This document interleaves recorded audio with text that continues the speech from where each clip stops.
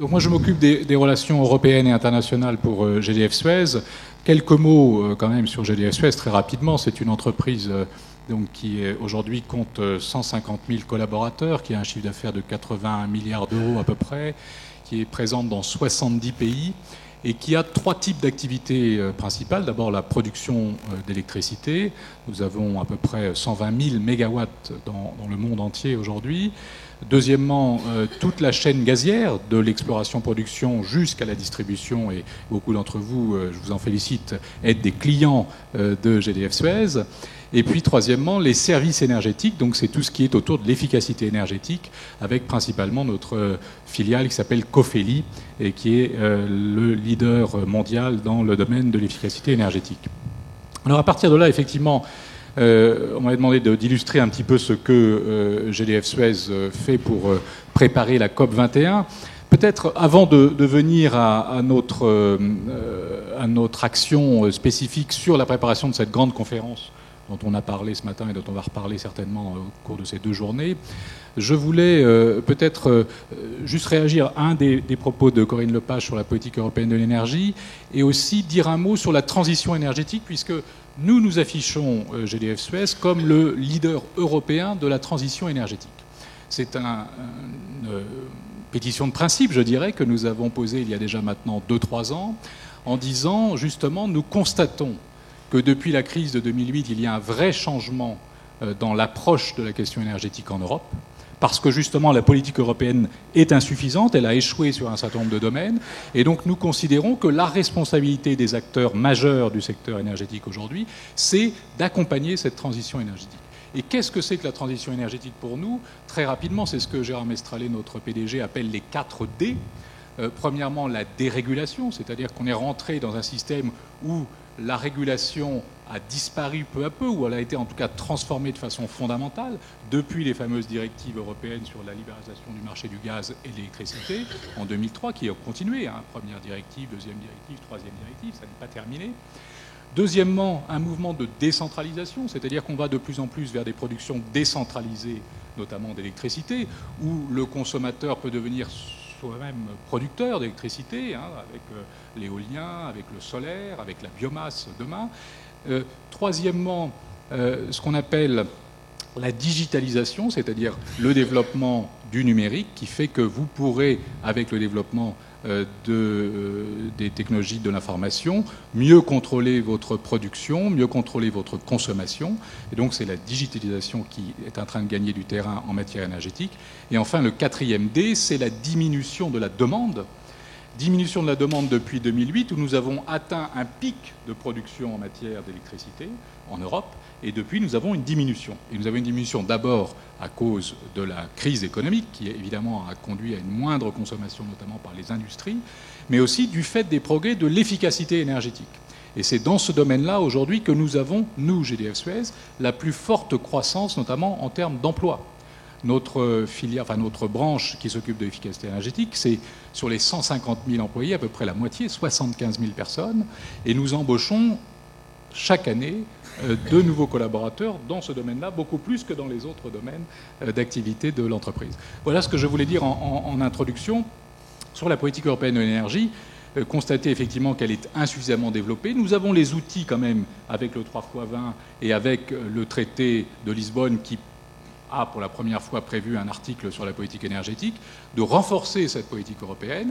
Il y a beaucoup de choses à faire dans le domaine des réseaux, dans le domaine de la recherche et du développement, dans le domaine d'une approche harmonisée au moins du soutien aux énergies renouvelables, puisque aujourd'hui, chaque État membre a développé son propre système, et donc il n'y a pas de politique et d'approche européenne du développement des énergies renouvelables, avec une politique de stop and go. De temps en temps, on soutient le solaire, après on arrête de soutenir le solaire. Dans d'autres pays, on va soutenir l'éolien, puis on arrête de le soutenir. Enfin bref, tout ça n'a pas de cohérence et ne donne pas les signaux nécessaires aux investisseurs, qu'ils soient petits, moyens ou grands, pour investir dans le domaine des énergies renouvelables. Voilà, alors j'en viens, mais très rapidement, à ce que peut faire GDF Suez dans l'accompagnement donc, de la préparation de la COP 21.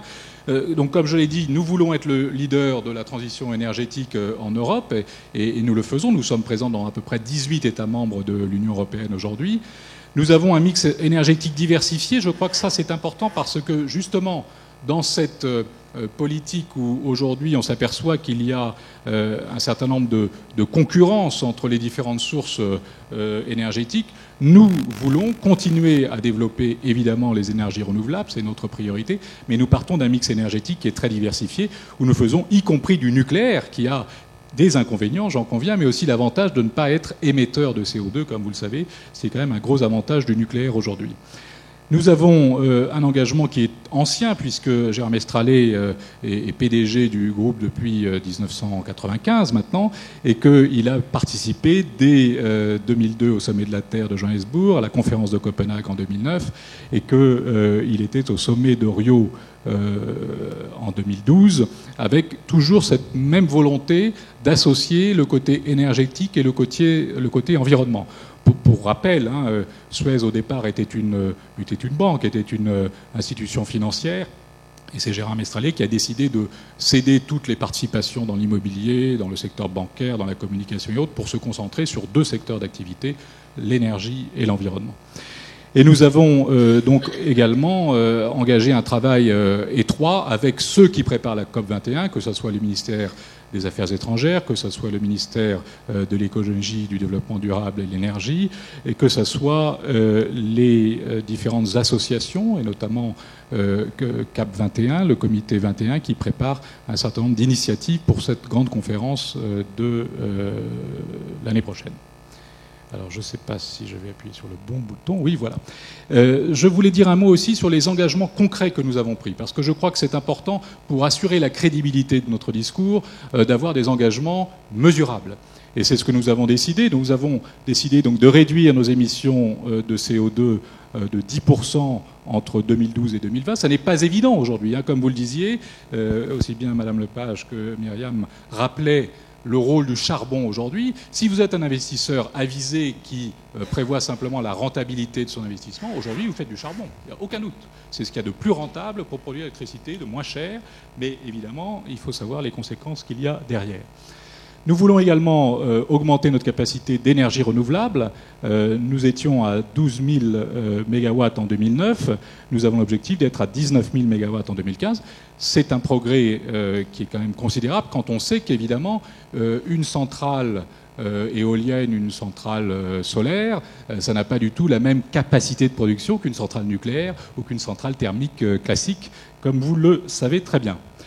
Autre engagement important que nous avons pris, c'est en termes d'efficacité énergétique. Comme je l'ai dit, nous voulons être le leader de la transition énergétique, donc nous avons pris là aussi des engagements très précis, très concrets et engageants. Nous avons signé dès 2009 le manifeste d'engagement à agir sur la performance énergétique de notre parc de bâtiments. Nous avons beaucoup de bâtiments, en France et en Belgique principalement, mais aussi dans le reste du monde. Nous avons donc recensé tous nos bâtiments, fait un audit énergétique, et nous avons une politique immobilière qui doit conduire à une réduction de 40% de nos consommations énergétiques d'ici 2020.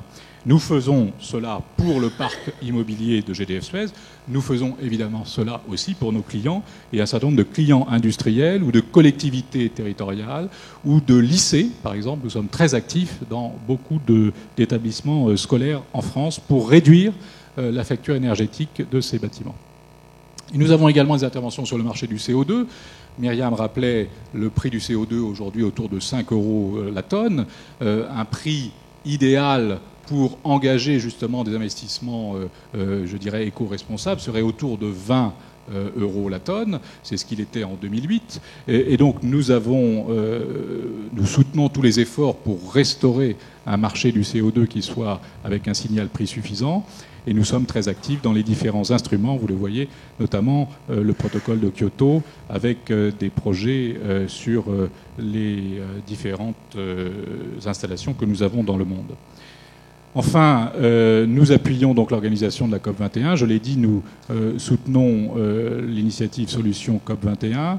Nous apporterons une aide logistique à l'organisation elle-même de la conférence, notamment sur les réseaux de chaleur, les réseaux de froid, l'efficacité énergétique, un suivi des consommations avec un certain nombre de technologies justement numériques qui permettent de suivre la consommation, de régler en fonction du climat qui sera sur Paris en décembre 2015, de régler la température des bâtiments, des salles de conférence pour que tout ça soit aussi efficace que possible.